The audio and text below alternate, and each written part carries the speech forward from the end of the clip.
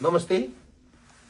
देशमा रहनुभएका बाध्यतावश विदेश जानुभएका मेरा सम्पूर्ण प्यारा दाजुभाइ तथा दिदीबहिनीहरू आमा बुवाहरूमा मेरो म दुर्गा प्रसाईको नमस्कार छ।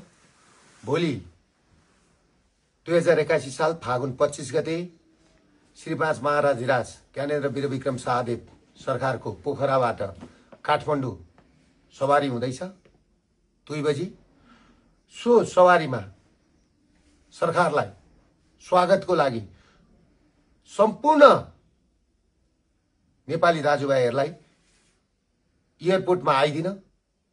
भोलि एक दिनको लागि यो तस्कर विरुद्धको लडाई हो, यो भ्रष्टाचार विरुद्धको लडाई हो।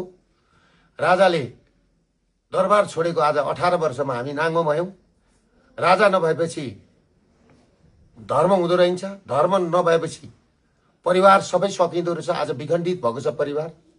त्यसले गर्दाखेरि हाम्रा घर जग्गा जीवन सबै लिलाम हुने स्थितिमा पुगेका छन् र नेपालीहरू सबै बैंकको ब्ल्याकलिस्टमा परेका छन्। सम्पूर्ण ब्ल्याकलिस्टमा पर्ने मान्छेहरूलाई र 35 दिन सूचना निस्केका मान्छेहरू, 35 दिने सूचना बैंकबाट निस्केका मान्छेहरू लगायत सम्पूर्ण व्यापारीहरूलाई एक दिनलाई भोलि दोकान बन्द गरेर महाराजधिराजको स्वागतको लागि काठमाडौँ एयरपोर्टमा आइदिनु हुनको लागि हार्दिक अनुरोध गर्दछु। यो मौका तपाईहरुलाई पटक पटक आउँदैन। भोलि फागुन 25 गते तपाईहरुलाई यो मौका आउँदैछ। यो मौका नगुमाउनुहोस्। हरेक नेपालीले फर्स्ट नेपाली भनौं। नेपालको व्यापार नेपालमै राख्नुपर्छ, नेपालको पैसा नेपालमै राख्नुपर्छ, नेपाली युवा नेपालमै रहनुपर्छ भन्ने हाम्रो जोरदार भनाइ हो।